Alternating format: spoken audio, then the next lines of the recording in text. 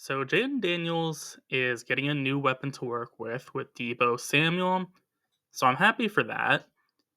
I'm not, however, happy though for the fact that Debo Samuel is going to make 16 million this year.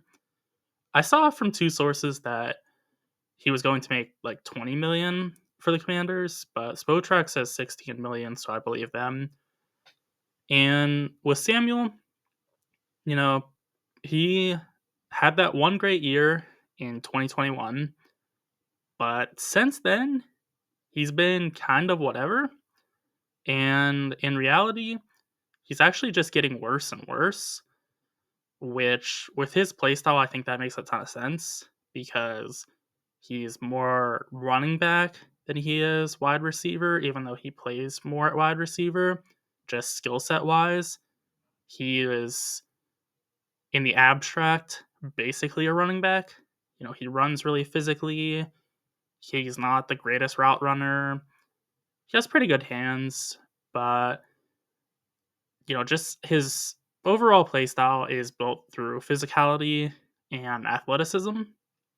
And over time, those get worn down much more quickly.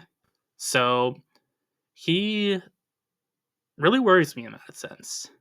And with Samuel, he was the 68th wide receiver or tight end in yards per route run. So, a very low end two or a wide receiver or a third option rather. And he was 60th in yards per game. That's as he was being heavily featured in the offense with Jawan Jennings, who came onto the scene this year, being his only real competition, and George Kittle, of course. So Debo should have produced a ton. It's not like Purdy's, a useless quarterback. He's pretty good. So stat wise, those are not inspiring whatsoever.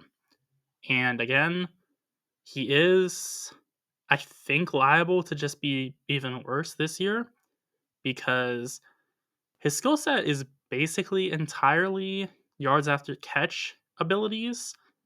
So he was 16th this year in yards after catch for wide receivers. The year before that, he was ninth. The year before that, he was eighth. And then the year before that, he was number one. It's not the most steady of declining, but it's pretty prominent where, you go from 1 to 16 in a 4-year stretch. That's pretty alarming. And I think there were just simply better options available to the Commanders. I'm really not preoccupied with giving up a fifth. Obviously, I'd rather have the fifth than not. But I think the bigger issue is just the value they're getting for the player they're getting. So, some alternatives that I think would have made much more sense for the Commanders is if you want to go for the same tier of salary, get Chris Godwin. Godwin is, yes, coming off an injury, but it was a dislocated ankle, I believe. Not really an injury that, should have long term repercussions. At least I don't believe so. These are 2023 stats as well. Godwin was 40th in yards per out run, 30th in yards per game, and is projected to make 20 million. So, 4 million more than Samuel. I will take Godwin any day of the week for an extra 4 million. I think he's like, I don't know, maybe a $10 million better receiver than Samuel based on what we can project for them in this year to next year with their skill sets. Both are 29 years old as well. So it's not like, Godwin is more liable to decline. I think Godwin is going to be a much more steady player because he's a great route runner. and he also has very good hands. I would say in basically any wide receiver regard, Godwin is superior to Samuel. Yes, I'll take Samuel after the catch, but again, that's something that might not be there next year, even.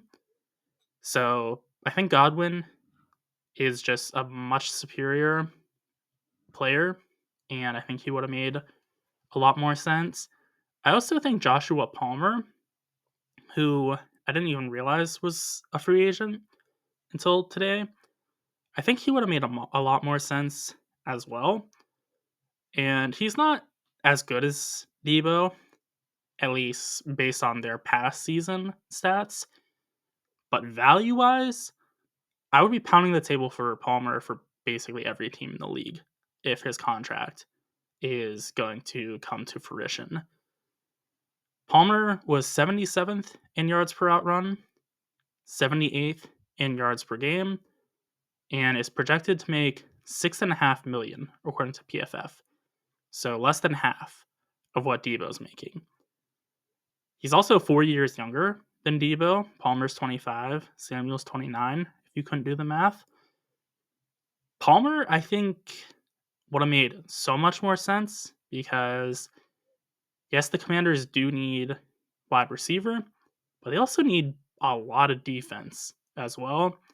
And offensive line-wise, I wouldn't be tremendously super pressed about it. Like, I don't see it as, you need to overhaul the entire line. But there's definitely upgrades to be made. And with how good Daniels is, you want to protect him at all cost. So, getting the wide receiver and then you have money left over to get an offensive lineman, I think that would have made a lot more sense. So the next one is the final one in Marquise Brown. He's also, stat-wise, not as good as Debo, but I think he offers a more sustainable type of skill set than Debo does, even though they're roughly the same age as well, because Brown, he is built on speed a good bit, so that is something that is a tad worrisome, but he also does have proficient route running. I wouldn't really say Debo does, and he also is just still showing shiftiness in the limited sample size that he played. So Brown was 91st in yards per out run and 67th in yards per game. So, there is a bit of a drop off, but that's on the 2023 sample size as well. Brown is projected for a $9 million contract and is 1 year younger than Samuel. So Brown, you could get at roughly half the cost and get a younger player that does more valuable things than Debo does in a more sustainable way. So I think there were a lot of good options available to the Commanders. And sure, you don't want to completely bank on free agents at an important position like wide receiver. But when there's 3 great guys or great options, I think you just have to, roll with it and say that you can land one of them. With Debo, he's a number 3 option, maybe a number 4, really, that's paid like a number 1 or a number 2. And I think that's just not good value for the Commanders. So I don't really like this for Washington. And again, they didn't give up much in draft value. A 5th is, kind of just where you're throwing darts to hopefully land some talent. But, it's not nothing. So I don't like this move for Washington. Those are my thoughts on the trade. Be sure to let me know what yours are in the comment section. And also be sure to like and subscribe for more football content.